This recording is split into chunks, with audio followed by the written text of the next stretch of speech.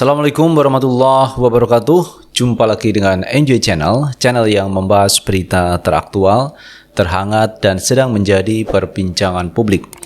Sahabat Enjoy Channel, kali ini yang akan kita bahas mengenai kandidat potensial di Pilpres 2024. Menarik untuk kita perbincangkan teman-teman, karena kalau kita melihat suasana politik untuk 2024 ini sudah mulai menghangat di 2022. Kenapa begitu? Karena kalau kita lihat masing-masing kandidat beserta pendukungnya sudah melakukan deklarasi di mana-mana.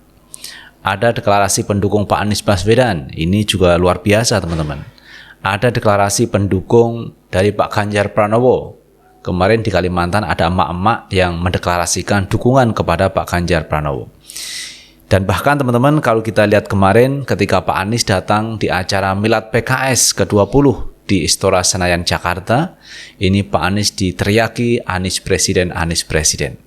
Demikian juga dengan Pak Ganjar Pranowo.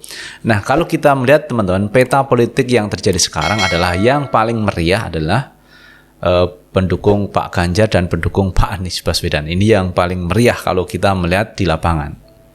Padahal kalau kita lihat teman-teman masih ada calon presiden potensial yaitu Pak Prabowo Subianto. Ini juga lumayan teman-teman elektabilitasnya, tetapi saya melihat kok tidak seramai dengan para pendukung Ganjar dan Pak Anies Baswedan. Karena ini menjadi magnet di 2024 teman-teman. Nah, terkait euforia calon presiden terutama di Anies dan Ganjar ini, kemarin ada koalisi juga yaitu Koalisi Indonesia Bersatu yang dimotori oleh Golkar, P3, kemudian PAN, membuat koalisi untuk 2024. Tetapi koalisi ini belum ada yang diusung untuk Capres 2024. Apakah di internal KIB sendiri, misalkan Erlangga Hartarto, dengan suara yang cukup banyak di parlemen dibanding dari PAN maupun P3 atau seperti itu. Tetapi kalau kita lihat teman-teman, elektabilitas Erlangga itu kecil sekali. Jadi jauh sekali kalau dibandingkan Ganjar, Prabowo maupun Pak Anies Baswedan.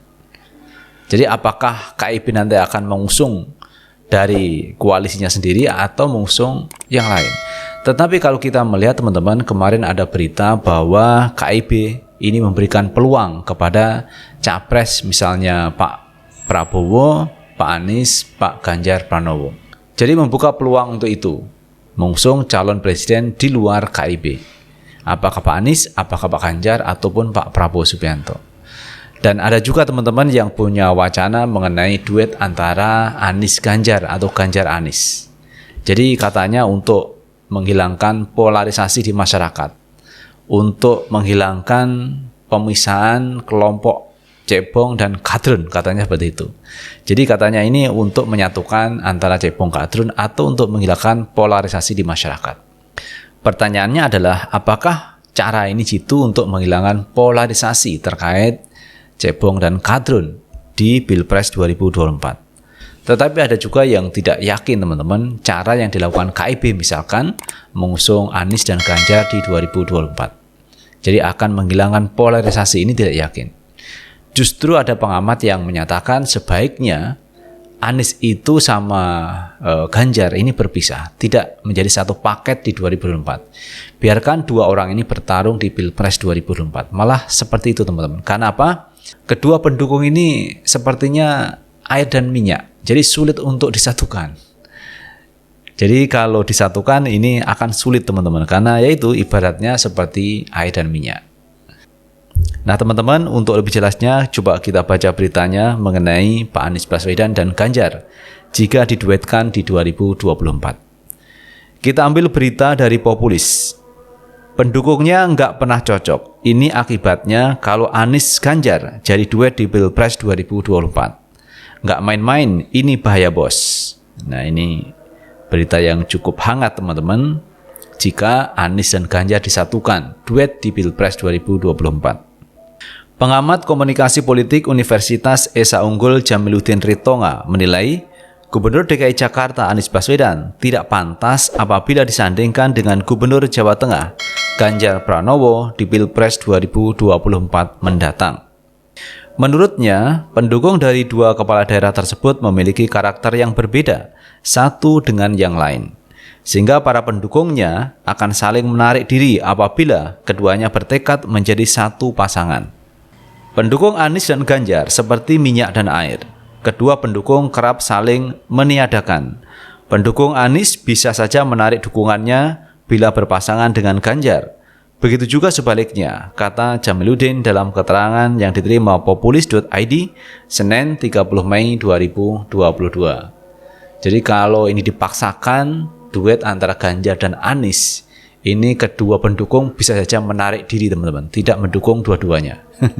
Tidak mendukung Anies, juga tidak mendukung Ganjar.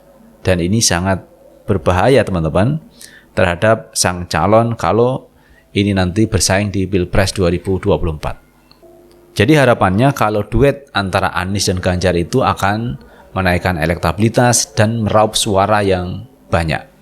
Itu ekspektasi atau harapan teman-teman. Tetapi bisa jadi malah sebaliknya.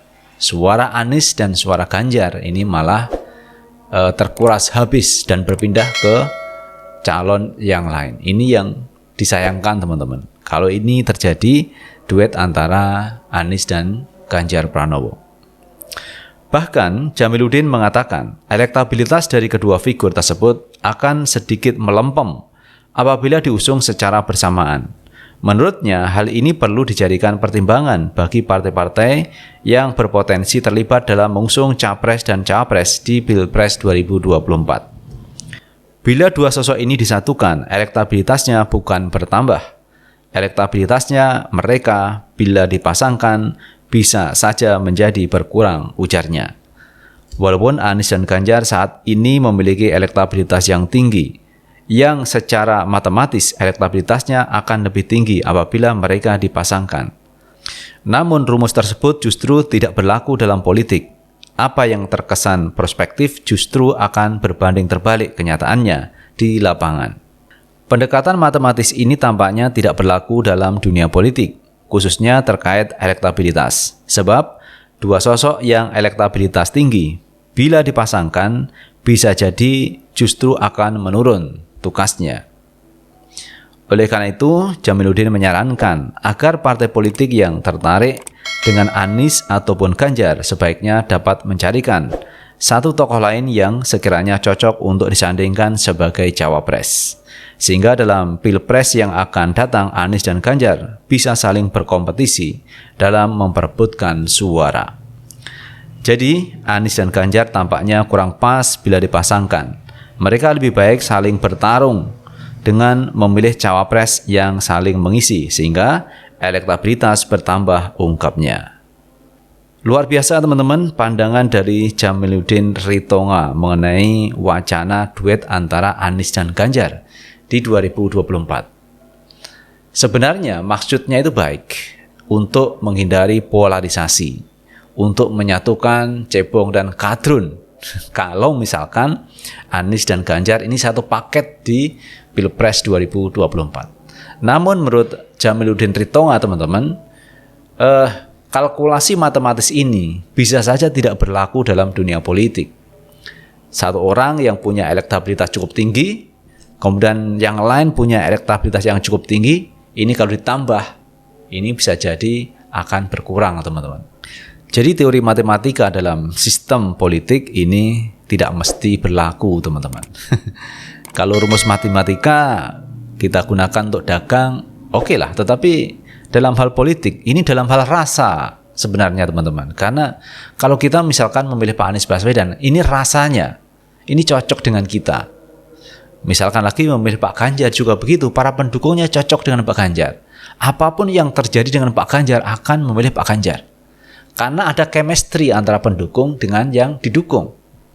Sama dengan Pak Anies Baswedan teman-teman. Apapun yang terjadi dengan Pak Anies Baswedan akan tetap memilih Pak Anies Baswedan. Ini rasa, persoalan hati. Nah, di samping itu memang ada logika yang cukup rasional. Kenapa memilih Pak Anies misalnya?